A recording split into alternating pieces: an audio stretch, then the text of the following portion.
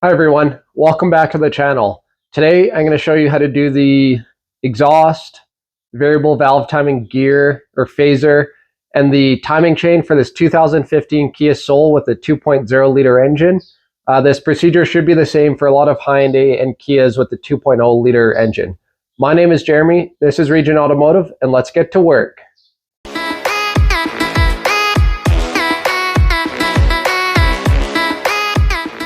Before I start taking stuff apart, I figured I would show you guys the symptoms I was having, just in case if they match your symptoms. I already had the exhaust gear apart when I was diagnosing another issue, and it's been giving me nothing but issues since I put it back together and put it in the car. So I figured I'd stop being such a cheap bastard and buy the whole new assembly and just put it in and be done with it. So anyway, these are the symptoms that started showing after I took it apart and I was messing with it. So first, let me just scan the code that I'm getting. Trouble codes. Yeah, so that's the main code that I'm getting, that P0017. Crankshaft position, camshaft position, correlation, bank 1, sensor B exhaust. So that's pretty much telling me that my the correlation between my exhaust camshaft and my crankshaft is not the expected value. So that's the code I'm getting. And then when I try to start the car, I get long cranks. Let's see if it does it now. Yeah, you see, I didn't turn the key off there, so I tried turning the key. And it just has trouble starting because it's the exhaust camshaft is not in the expected position. It will start eventually, usually if I give it a bit of gas. So yeah, I got it to start, but obviously it has a very tough time starting, and that's not how it's supposed to be. So I'll shut that off, keep the power on, and then let me get this. And then the last thing, if you have an Autel scanner or Snap-on or scanner that can give you live data. So I went in the live data, loading a few moments later. So here, I type in exhaust. Right now, my exhaust camshaft actual position is negative 20.225 degrees. The desired position is negative 20. Watch these values. So the desired position and the actual position will not match up. Yeah, so right now, my actual position is about negative 8 degrees and the desired position is negative 20, and I drove it around the block and it changed the desired position to like negative 25, and it would not match the actual position. So that tells me that there's something going on with the communication between the variable valve timing phaser, like the car wants to get a specific degree and it's not getting that. So like I said, I had it apart, so I know it has to be replaced, but those are some other symptoms that could help you if you're having issues with yours. All right, now we are under the hood. Like I said, could be some symptoms showing that you have to do the exhaust variable valve timing gear. So now that we're under the hood, I'll show you how to do it, and then the timing chain has to come off to do it. So I figured I'd loop it in and show the timing chain DIY video as well. So first step, when we're under the hood, we're just going to disconnect the battery.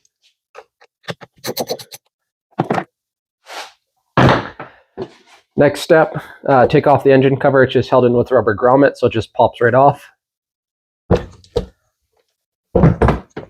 We're going to work to get the valve cover off. So that means our high pressure fuel pump has to come off. There's going to be our coil pack clips. Take the coil packs off. We have our PCV breather hose, our two camshaft position sensors. So we'll disconnect everything here to get the valve cover off. For the high pressure fuel pump, we have to disconnect the one, I believe that's the feed line. Yeah, that's a high pressure line that goes to the injectors. So we have to disconnect the high pressure line here.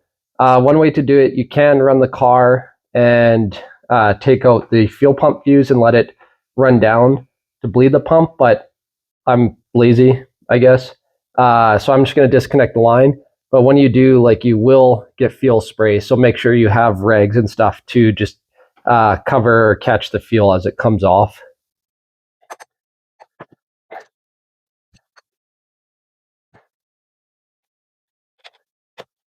That actually didn't spray as much fuel as I expected.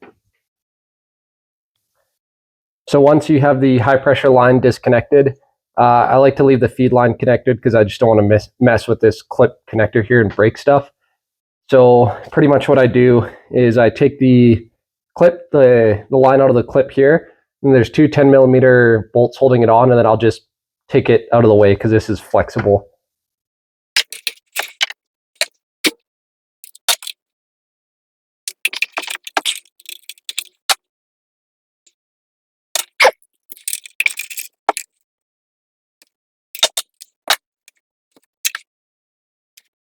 Okay, so with the high pressure fuel pump disconnected and out of the way, we're going to disconnect our two camshaft position sensors. So it's just those metal tabs you just push down, slides off. Then you have your PCV hose, another breather hose here.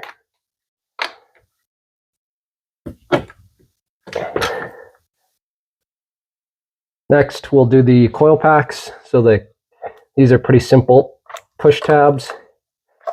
That one, I believe, was broken. So yeah, just push in, slide off. Disconnect our clips, our harness clip here. Same thing on this side.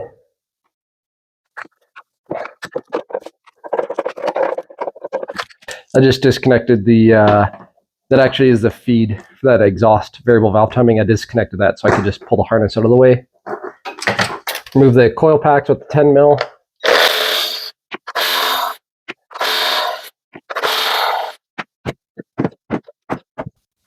Remove our dipstick. So now I'm going to go around and remove the various 10mm bolts to take the valve cover off. And then we have our ground strap there. And the sensors, the camshaft position sensors, stay with the valve cover, so you don't need to take those bolts off.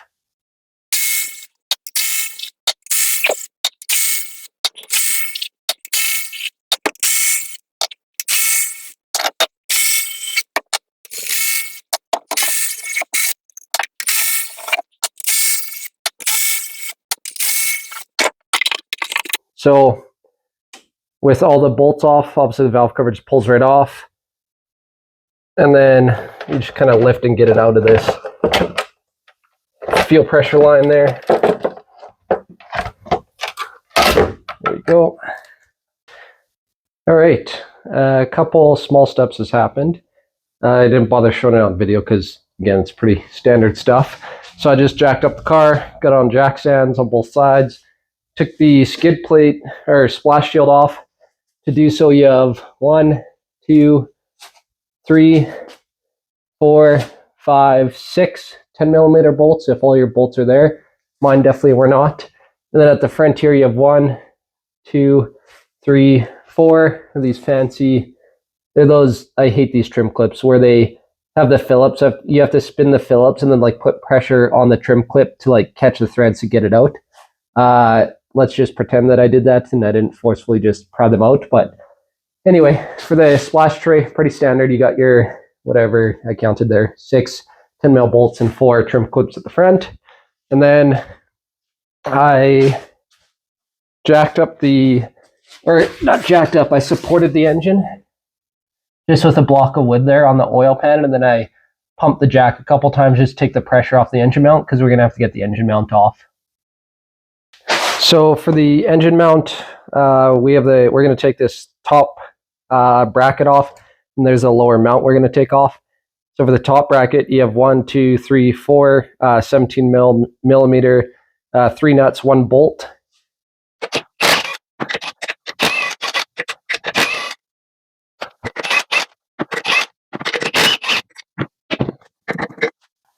For the lower mount, it's all 14mm, so you have 2 bolts there and then 2 nuts here.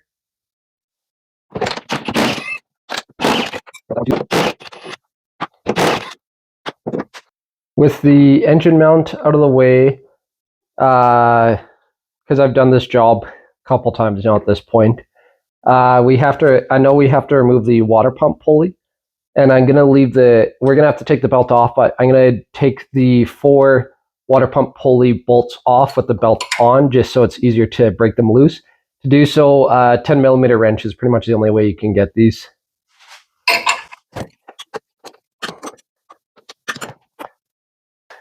And if you're real fancy like me, you can use a socket or a ratchet wrench to save some time.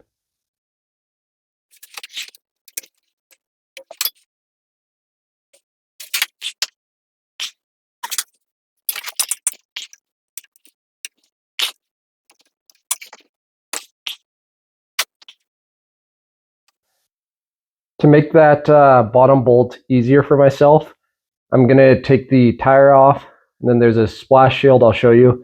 It's 2 10mm bolts.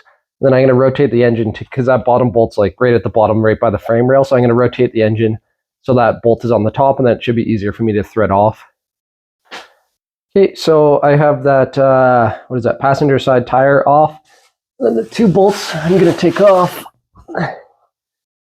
Turn the light on. So yeah, I want to take this cover off. Oh, looks like it's missing a bolt. Yeah, so you have one there that's missing, and then you have that other 10mm there. Those 2 bolts in this cover will come right off. So before I take that last bolt off on the pulley, I'm going to remove the belt and the alternator. Like right now the bolt's broken loose, but I don't want to take it off because the pulley's just going to flop off due to the tension in the belt. So I'm going to work on getting the belt and then the alternator off. So to do so, it's one of those styles where you loosen the alternator bolts, and then you have this little tightening assembly here.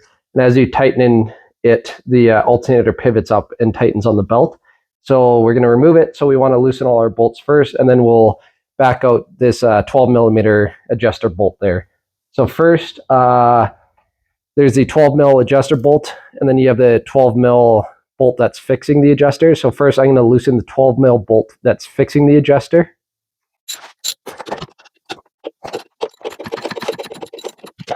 Next, I'm going to loosen the top alternator mounting bolt, and that's a 14mm.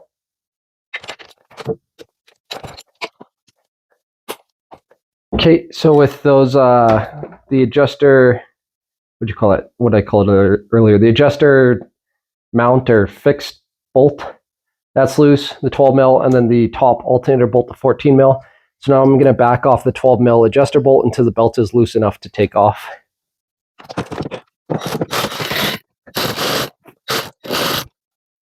Remove the belt once it's loose. So to remove the alternator, I'm going to disconnect, this is the intake variable valve timing solenoid plug, alternator plug, the power plug, pry off the harness, get the harness out of the way, and then I have to take that 12mm adjusting, or the adjuster fixed bolt, or whatever you want to call it. I got to take that fully out.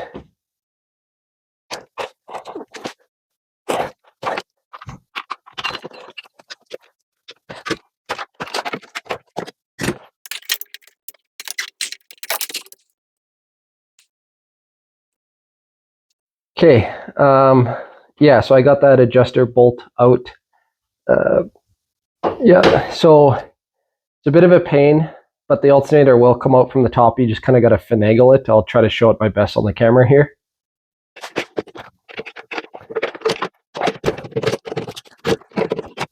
There, that actually wasn't too bad once you kind of get it out and then twist it up like that.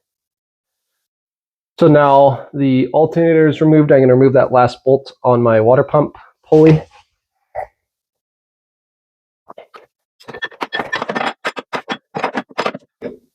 This guy is also a bit of a pain to get out. You may have to jack your engine up or lower it down a little bit to get that clearance, get it out. Okay, let's talk about the crank pulley bolt for a little bit. Mine, I know, is going to come off easily because I may or may not have done this job twice already.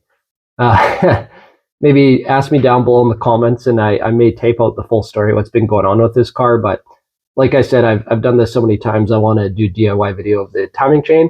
So anyway, for the crank bolt, I believe that's a 22 mil, but I don't have that, so I've just been using a 7/8, which has been working just fine. Mine, like I said, is going to come right out because I've had it off recently. But the first time is a pain in the you-know-what to get out. What really helped for me is I had a map torch. I don't even know what that stands for, just the yellow one, the hotter one.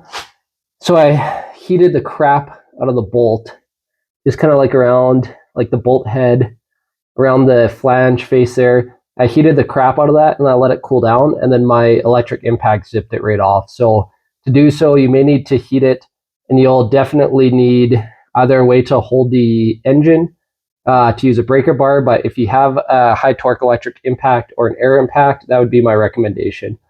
But like I said, mine has come off, so I'm just going to zip that off, and then we'll work on getting the timing cover off. The pulley also has a keyway. It's not like a force fit or shrink fit or anything like that, so maybe when you heat the bolt that helps out, but I remember when I did it the first time, it kind of just rocked right off. I may have stuck like a pry bar underneath and just gently pried it off, but it didn't take that much force to get it off. Like I didn't need a pulley puller or anything like that. So now I have my timing cover exposed. You do not need to remove the water pump or the AC compressor, which is nice. So now, in this case, generally if you're working on like any oil pans or timing covers, sometimes valve covers, but usually the bolts are the same, that have like a big face with a bunch of different size, like diameter and length bolts, you want to make a cardboard template. Especially in this case, because you have some 10 mil, some 12 mil, some 14 mil bolts all around the timing cover. It's going to be really hard for me to get a good camera angle. So what I'm going to do is I'm going to make my template, take off all the bolts, and then I'll go through the general shape on my cardboard template and the different size bolts and all the bolts, so you can use it as a reference when you take yours off. And then also on the bottom, under the oil pan, you're going to have two 10 millimeter oil pan bolts that go into the bottom of the timing cover, so you're going to want to remove those. It's not a bad idea to drain the oil. I'm going to risk it. The oil should just be contained in the pan, but we'll see. Maybe I'll be eating my words. Drain your oil. Don't be an idiot like me. But yeah, anyway, I'm going to go around and take all these bolts off, and then I'll show you the template. All right, I think I have all the timing cover bolts removed, and yeah, you can see why I say to make a template. Look at all those bolts holding the cover on, and a lot of them are different sizes. So anyway, here's the right side of the cover. You have 2 12s, 14, 12, 14, and 4 12s along the bottom right side. And then I lied, there's actually 4 oil pan bolts you have to remove. So here's the 4 10 millimeter bolts that you have to remove going through the oil pan. In the middle, you have 3 that's kind of like recess in the cover. So that's a 14, 10, and a 12. And then on the left side, you have the 2 12s, 14, 12, 14, 1, 2, 3, 4, 5, 6, 12. So once you have all those removed, I believe that's everything. We will see, but the timing cover should pop off. Then I'll show you a little trick for the timing cover. First piece of advice is do not force the timing cover. It should just, it's held on with glue, so there'll be a bit of resistance, but you should be able to feel it come off. If it's not coming off and there's a lot of resistance, then don't force it, because there's probably a bolt that you missed, or there's also a dowel down there. I'll tell you how to treat that in a sec, but ask me how I know about forcing timing covers and having them crack and creating much more work for yourself. But anyway, so what I do is like I kind of get my pry bar in there against the variable valve timing and just gently pry. So that's starting to move there. This guy, yeah, you see how that's just slowly starting to come off there? So that's how I know all my bolts are removed. It's kind of hard to do one hand. Maybe I am missing a bolt. I don't think so though, because it moved that far out. Anyway, I'll get this cover off, and then I'll confirm that there's no more bolts in. Then I'll show you the little trick that I used earlier to get past the dowel on the timing cover. So I have the timing cover mostly off, but it's fighting me a little bit. So this is exactly what I was talking about. Instead of forcing it, I'm going to stop and take a look, and I noticed that one of my dowel pins is still attached below, so I'll show you that little trick now. And also, drain your oil. Don't be an idiot like me. Again, I've done it before. I think this is before I changed the oil, so it was a little low, so I was able to, let me turn the light on there. So I was able to take it off, and the oil is contained within the pan. But now, since I did a fresh oil change, the level's higher, and yeah, it's just a freaking mess. So don't be an idiot like me and drain your oil. And then the little trick for the dowel pin. So if you see there beside the AC compressor, there's that dowel that's holding the timing cover on right now. That's why I'm not getting it off. What I recommend, again, be careful not to light anything on fire, but just hit it with a little heat. I have my MAP gas torch again.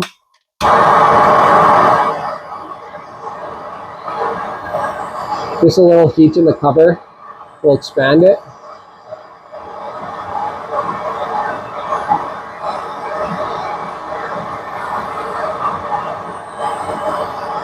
And you can see, I believe that's walking off.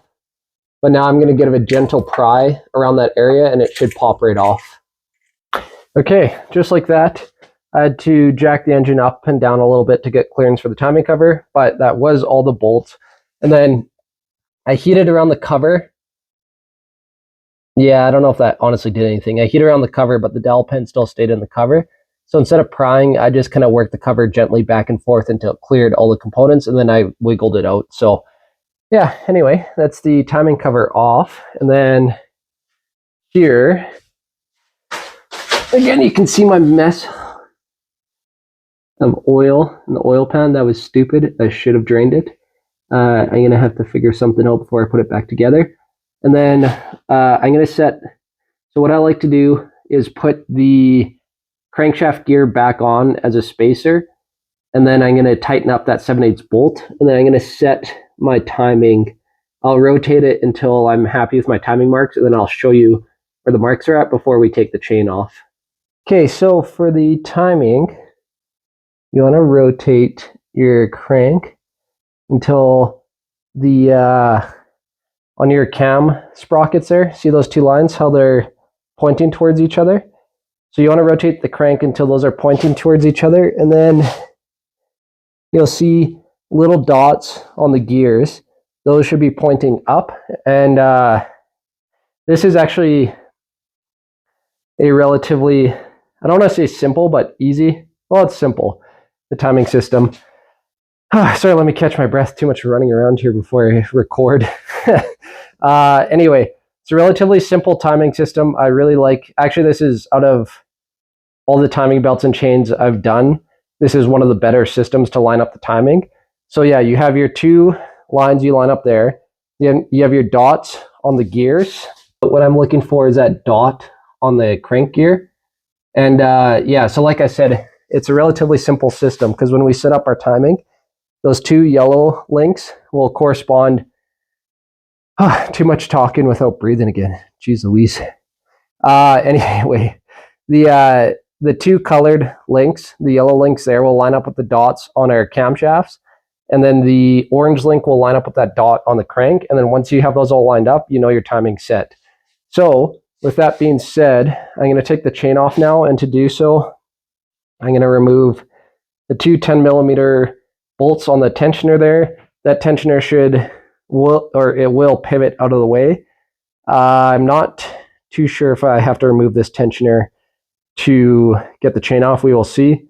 But if you are doing your timing chain, then you'll have a kit, and you'll want to replace that tensioner. So it's two 10mm bolts, and then the pivot is also 10mm bolt there. So in the meantime, I'm going to remove those two 10s, get the tensioner off, have it pivot, see if I can get the chain off.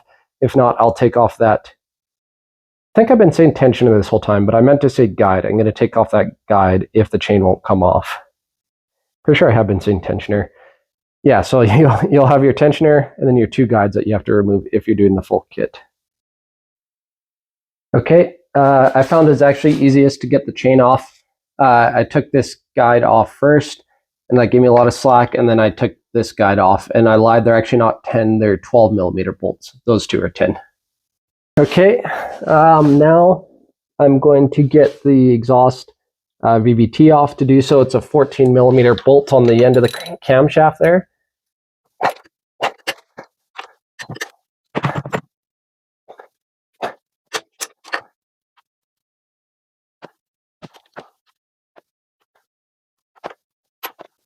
Okay, once you get that 14 mil bolt out, the cam actuator will just slide off.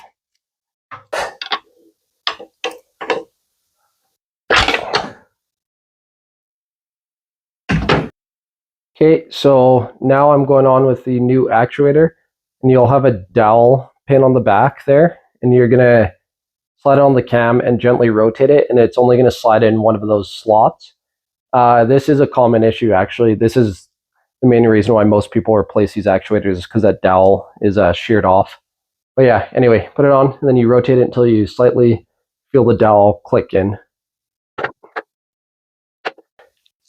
Okay, so now I'm going to reinstall that 14 millimeter bolt, and I'm going to torque it to 52 foot-pounds. My vice grip would slip in on the camshaft, so I was actually able to get an adjustable wrench in there, and that's what you'll need to counter hold the torque here. There. Okay, at this point, I have this right guide on. I just have the top bolt on so it can pivot there.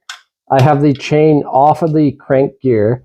Then I have the first yellow mark lined up on the intake cam. And then I'm going to rotate the exhaust cam so I can get that yellow mark lined up.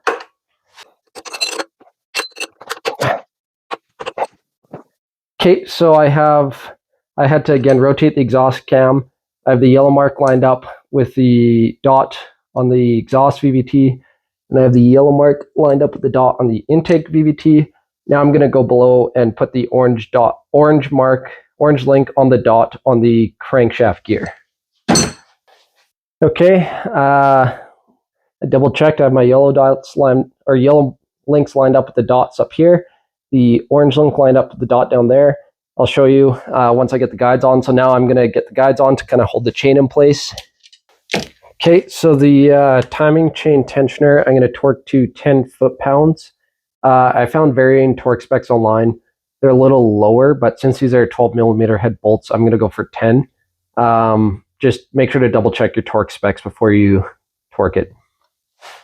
So now I'm going to put the left tensioner on, and it just pivots on this bottom bolt, and then I'm going to torque it to that same 10 foot-pounds. So I'll show you what I was talking about with the timing marks. Again, I'm going to you want to double check them before you put the tensioner in and pull the pin. So let's see, let's zoom in here. So you see that yellow mark, that's my intake variable valve timing. That yellow mark is lined up with the dot on the phaser there. And then I go to my exhaust. The aftermarket one actually marked the dot yellow, so that's handy. So that yellow mark on the chain is lined up with the yellow dot. My timing marks are pointing towards each other, so I know that's good. Then I go below. There's the dot on the crank gear that is lined up with the orange link on the chain. So that's how I know all my timing is set. So I'm happy with that. I'm going to put my tensioner in, torque it up to roughly, 8-9 foot-pounds, and then I will pull the pin. So since I literally just installed this chain, I just compressed the tensioner and put a little Allen key in there, but yours will have the pin. Then I'm going to install it with these two 10 millimeter bolts. Okay, so those 10 millimeter tensioner bolts, I'm going to go to 108 inch-pounds or 9 foot-pounds. So now I'm going to double check all of my colored links are lined up with the dots.